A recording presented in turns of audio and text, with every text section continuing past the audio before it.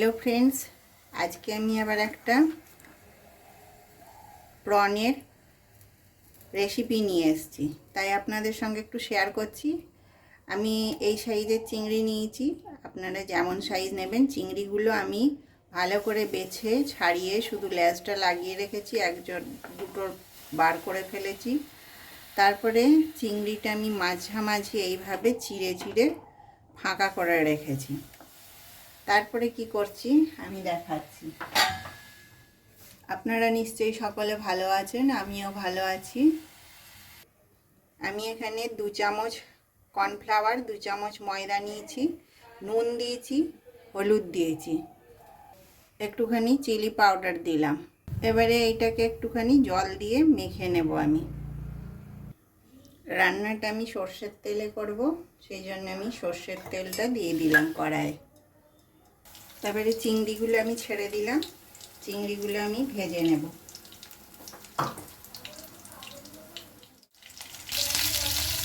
চিংড়ি মাছটা ভাজা হয়ে গেছে, এবার আমি মিশিয়ে রাখবো।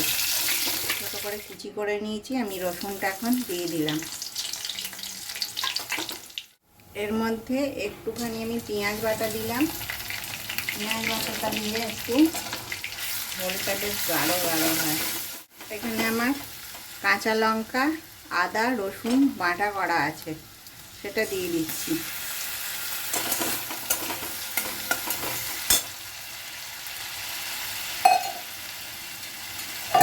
এটার বাটি ধোয়া জলটাও দিয়ে দিলাম, চিকেনটা দিয়ে দিলাম। আবার একটুখানি নেড়ে নেব। টমেটো সস, সয়া সস আর ভিনিগার, এই তিনটে মিশিয়ে বানিয়ে রেখেছি, এইটাকে আমি দিয়ে দিলাম।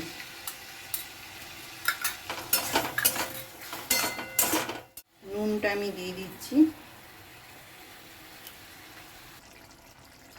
এটাতে আমি একটুখানি জল দিয়ে দিলাম, আর একটুখানি আমি ক্যাপসিকামগুলো আর পেঁয়াজটা একটু হতে দেবো। খোলাই থাক, একটু ফুটুক। এবারে আমি চিংড়িগুলো দিয়ে দেব।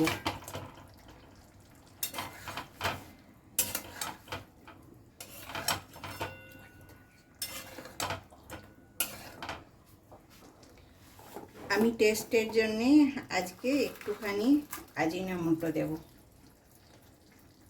চাইনিজ রান্নাগুলোতে সবই দেওয়া হয় এতে, আর চিংড়ি খেলে কখনো সখনো কিছু হয় না, তাই আমি দিয়ে দিলাম।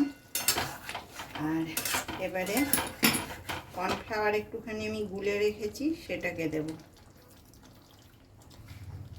আপনাদের এই রান্নাটা কেমন লাগলো আমাকে জানাবেন কমেন্টে, আর আমার পাশে থাকবেন, আমার চ্যানেলটাকে লাইক, শেয়ার, সাবস্ক্রাইব করবেন। আমি একটু পেঁয়াজ পাতা আনলাম, পেঁয়াজ পাতা দিয়ে দিচ্ছি।